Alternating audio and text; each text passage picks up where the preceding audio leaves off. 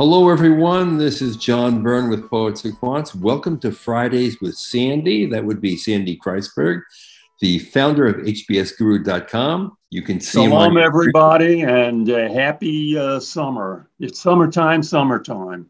We have a candidate. His name is Andrew, and he wants to go to Stanford, Harvard, Penn, which of course is Wharton, Columbia, NYU, Stern. He's early. Hey, just say hello, Andrew, so people know who we're talking about. Hey guys, thank you so much for having me. I appreciate it. Good. Andrew is a analyst in corporate strategy for Sony Music in New York. He's a graduate of the University of Michigan's Ross School of Business. He went there for his undergraduate degree as a 3.86 GPA, and he has a 720 GMAT. So he wants to start school in 2024, so he's early in the process here, which means that some of our advice should be meant to shape his profile in advance of his applications, I would think. Right, Sandy? Yeah. What we got here is a white guy with a 386, which is good, and a 720 GMAT. Now, in our pre-discussion, I would be a hard guy and recommend that. Well, I would recommend retaking a 720 for a white guy at those schools. John, would you agree with that? I think so, because I think Wharton and Columbia in particular, and Stanford to some degree, the higher GMAT score would make a difference. I don't think it would make a difference at Harvard or NYU. Yeah, I agree with you that he, and also Andrew agrees with us, because Andrew, you are doing what? I'm retaking the GMAT in about 3 weeks. Good boy. Good for you. Because he got the 720 on the first try, which is pretty darn good, actually. Yeah, okay. Here's a super tough one for you, John. What should he do if he takes it again and gets a 730? I'd sit on the 730. I wouldn't go in again and put myself through the torture of that. I think ideally I'd like him to have a 740, but 730 is just fine. It's the median at Harvard Business School. And even though it's below the average at Stanford and Wharton, I think it's solid enough. I'd call that a really tough decision. A lot of people, business administrators would be shaking their heads going, oh, there's no difference between a 720 or a 730 or a 740. All we care about is, starts with a 7. Okay. Liar, liar, your pants are on fire. Or more likely your skirt is on fire. Liar, liar, your skirts are on fire. Okay. I tell you, sometimes you worry that a high GMAT may make people think you're a nerd. But the wonderful thing about Andrew here is that he's very much into music. He's played drums for 15 years. He plays guitar. He's published more than a dozen songs in the hip hop genre. So it's clear that a high GMAT score won't make anyone think you're a nerd. Yeah, white hip hop guy is a good one. I don't care if they think you're a nerd. They'll think you're a nerd, and they'll hold their nose and they'll admit you. Get the highest GMAT score you can and keep taking it. That's my advice. It's the biggest lie in the world. Now, the other issue here is now we know that Andrew's starting early because he is about to have his 1-year anniversary at Sony since he graduated in 2021. Right, but let's make this clear. He's not applying until you will enter business school with how many years of full-time experience, Andrew? 3. About right? 3, yeah. Yeah, okay. That is the low side of normal. The normal is 3, 4, 5 years of business experience. So even though he's talking to us early, his real life is being run along logical grounds here. So this gives Andrew the opportunity to shape his profile in a way. And I would think that one of the things he would like to accomplish is to have a 740 GMAT, but stop me. What were you saying, John?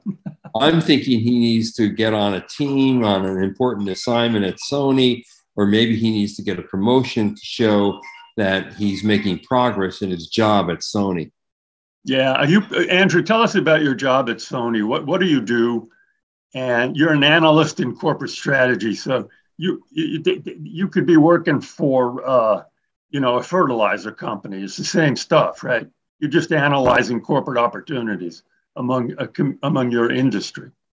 You don't have Yes, to we're do that. Are analyzing you part of a corporate cohort? I'm not a part of a cohort. I'm in a team of three. It's me, the director, and then the senior vice president. How'd you get hired for? How'd you get that job? A lot of people want to know how do you get a job at Sony? Well, I actually applied to a finance rotation program that's for recent graduates. So they'll take 2 kids every year for that. And during my final round interviews, part of the final round interviews, you interview with all the different rotations that you could join as a part of the program. And one of those groups is the corporate strategy and the corporate development group. And during my interview with those guys, I, expressed heavy interest in joining their team after the program. And I had a great conversation with them. And I guess I was grateful enough for them to open up an opportunity for me. So they essentially created an open role for me to join their team directly instead of going through the program and then joining the team afterwards. So that's an interesting story. I'm not sure how you'd capture it quickly. You never did the corporate rotation program. I did not, no. You were just given a battlefield promotion there, or a non-battlefield promotion to analyst in corporate strategy. So you're not part of a cohort, right? Yeah, I'm not, no. Good. Is there some way how could you prove how valuable you are or how distinctive you are in that program? This is what you have to be thinking about. Sony's a great place to work. By the time you're there, you'll have been there for, the more important date is by the time you apply, you have been there for 2 years. So what could you do? Is there any merit badge you could earn or what could you do to develop great recommendations? I guess like John was saying, getting promoted would be a more tangible way of showing that. But in terms of the work that I'm doing, I guess. Well, what would be the next promotion? You're an analyst. That is usually, what's the next step? Becoming a senior analyst, I would say. Senior analyst, okay. Yeah. And do you have the likelihood of an upcoming important assignment for Sony? Well, a lot of my work is we have deals that come into our pipeline, and so I get to work on those deals. So I guess the size of the deal could all the equate stuff to on how your resume, it just sounds, I could be wrong. It sounds what I expect an analyst to be doing. There's nothing there, albeit an analyst at a very interesting company like Sony. There's nothing here that is a boffo thing, like, took over for the CEO when he got, a bad cold or anything like that. You analyzed investment opportunities across the music industry. Yeah, no kidding. By creating financial models, and cohesive presentations. Yeah, that's what analysts do. You're just very either fluent or wordy about describing it. Or am I wrong? No, you're right. Okay. Now, the one thing here, though, Sandy, one thing in here, Andrew says he initiated various new investment ideas, but he led an innovative competitive research that executive leadership now uses. Okay, Andrew. Suppose I said, this is what you should put on your resume. After you describe it generally in a very short thing, what would be the best thing you did? Or let's say it's an interview question. What's your best accomplishment at Sony?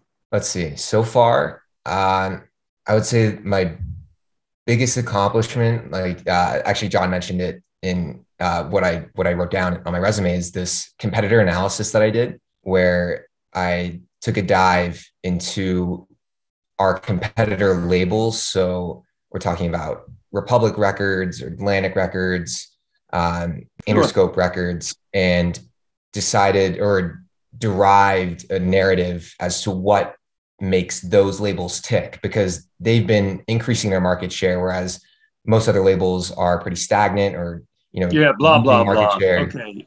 Let me give you a cosmetic tip here. You've got a habit sometimes, if you're thinking of like looking like that, okay? That's not a good look on a video interview. You've got to learn to face the camera, even if you're thinking. Okay. It's tough. It's important.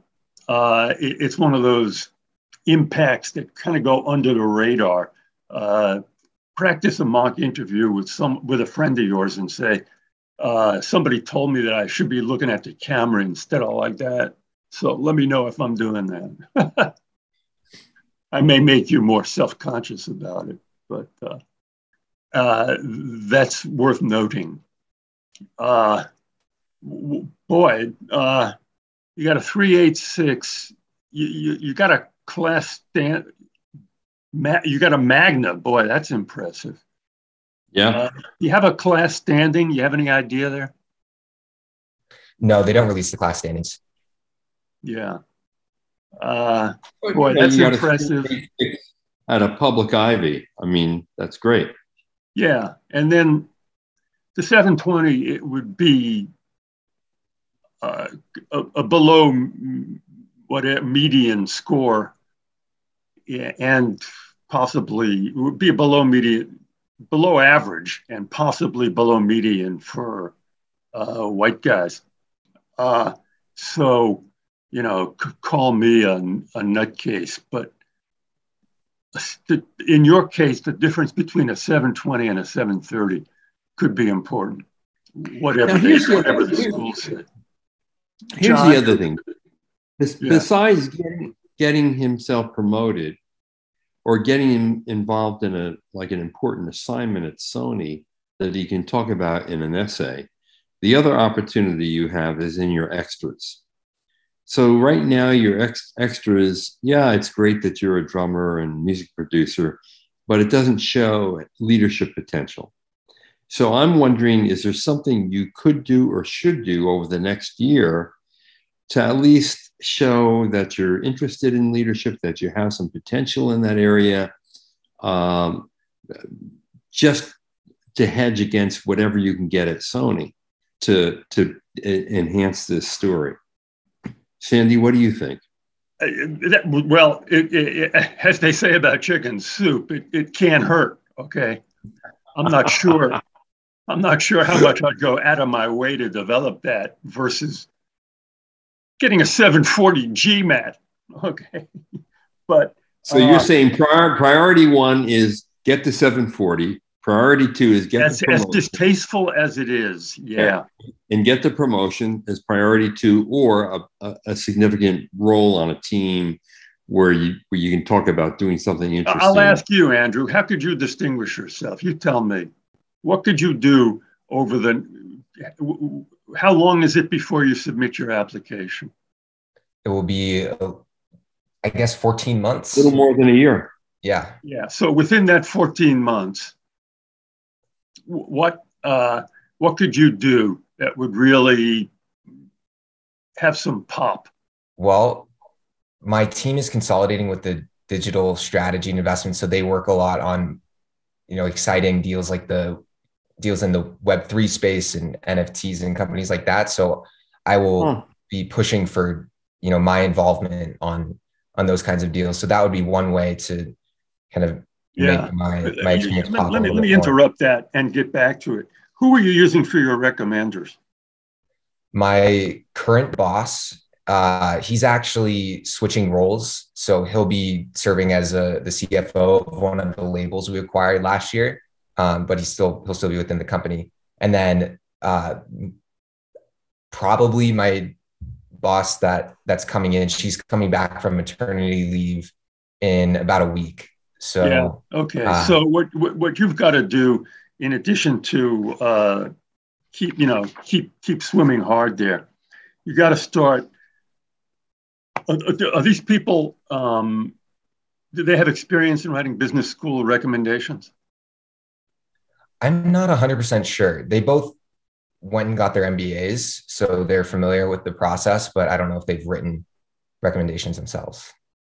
Do people? Well, it's helpful that they have MBAs and they know what it takes to get into Yeah, a business. I mean, didn't you say that you were first considered for a rotational leadership thing? That's MBA stuff, isn't it? The programs for recent graduates, recent undergraduates. Yeah, but what my point is that Sony hires a lot MBAs at all levels. So, right? Yeah. Yes. It's an MBA friendly company, which means people there should have experience in writing recommendations. And as I say to everybody else, when you ask these people for a recommendation, you should present them with a bullet list of things you've done just to make life easy. They may say, oh, that's a great list. Why don't you write the recommendation and I'll look it over?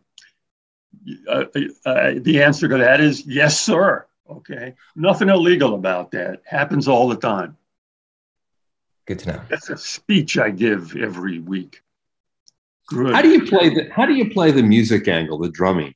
Is it just another line on the resume and nothing more? Or is it something more because I'll tell you, differentiate himself? The music producer with over 20 published songs is very powerful. It's unusual. You don't see that.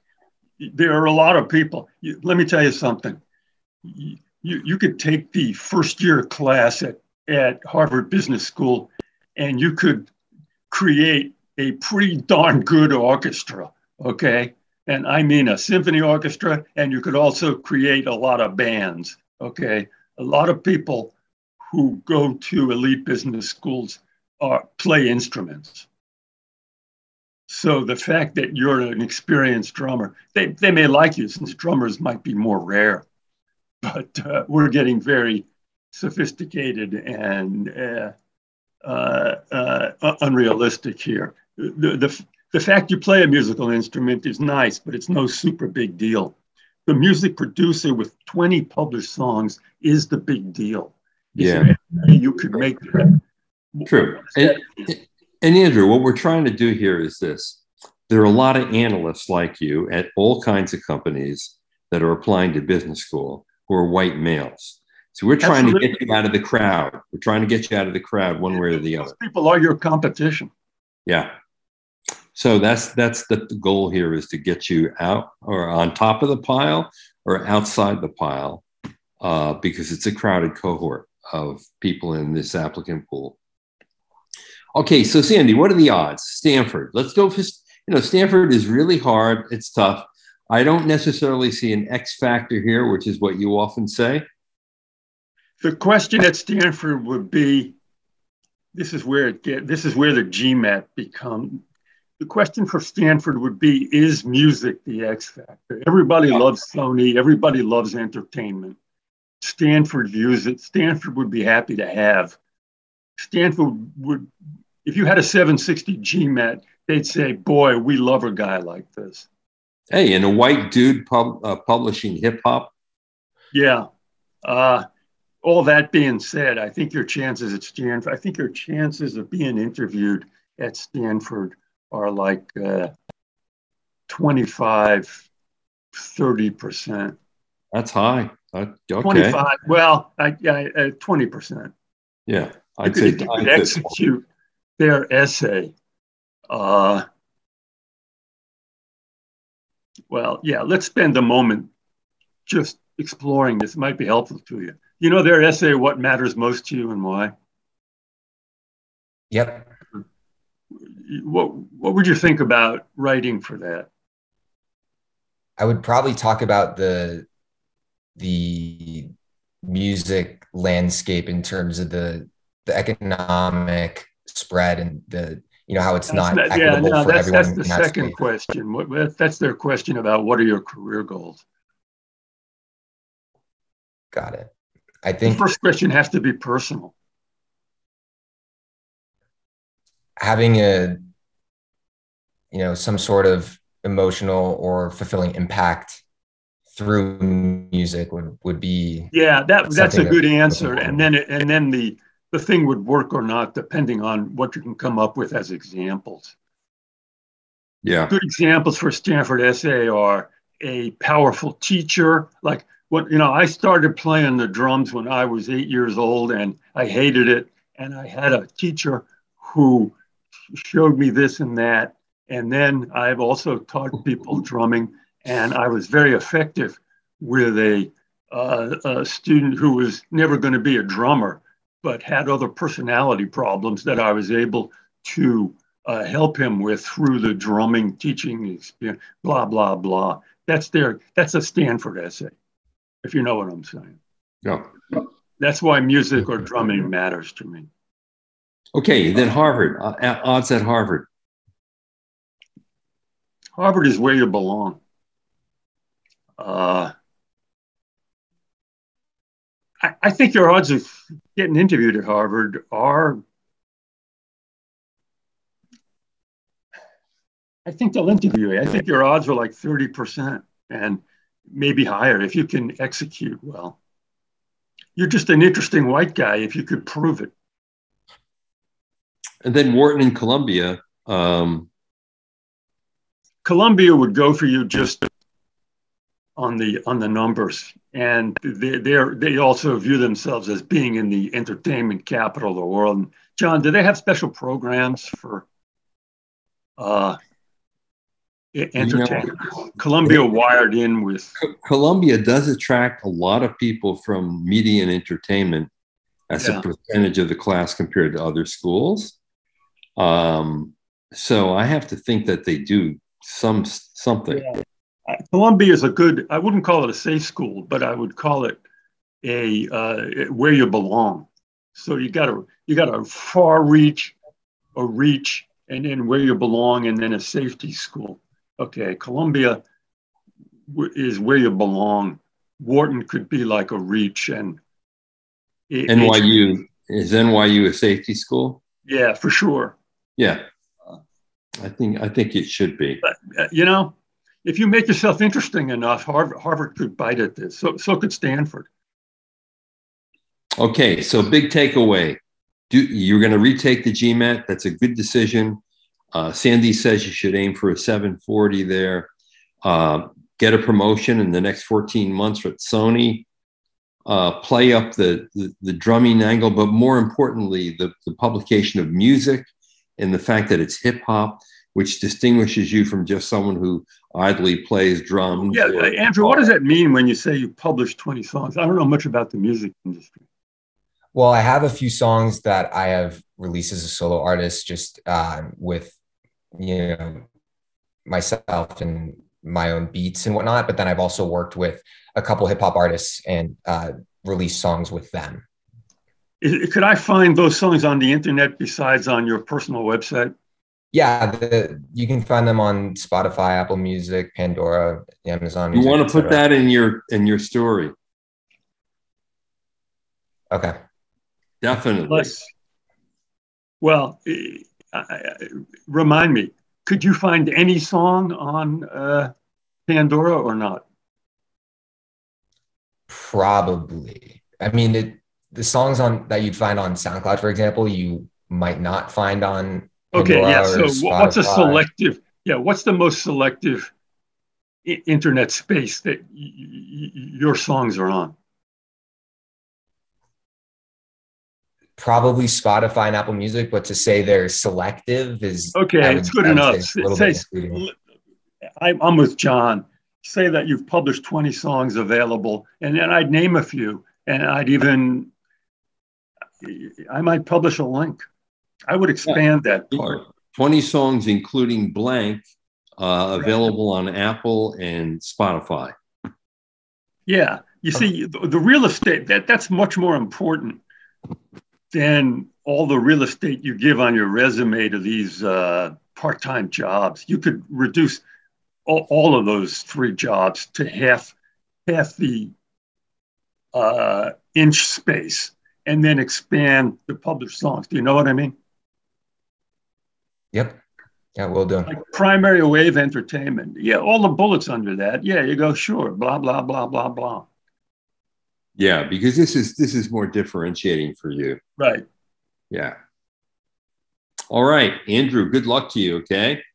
Thank you. You got I think a lot of good advice there, if I must say so and you're myself. smart to start early like this because, as we pointed out, you can start shaping your profile if you have 14 extra months to do it. Really and start developing your recommenders. Yeah, nurture them, cultivate them. That is a really important piece of the puzzle here. Okay. All right. You were watching Andrew and Sandy go at it, and we're hoping that Andrew achieves his dream of getting into one or two of these schools. We think he probably will. And if he gets at 740 and does a few other little things, he may be going to Harvard in 2 years. This is small, but it could be major. Check your video. Make sure, have a video conference with a friend and say, am I appearing normal or am I think the way your camera's arranged or whatever it is, you seem a little tilted. I could be wrong. And don't look up. Okay. All right. You've been watching Fridays with Sandy. Good luck, Andrew. Thank you guys so much. I really appreciate your time. Adios.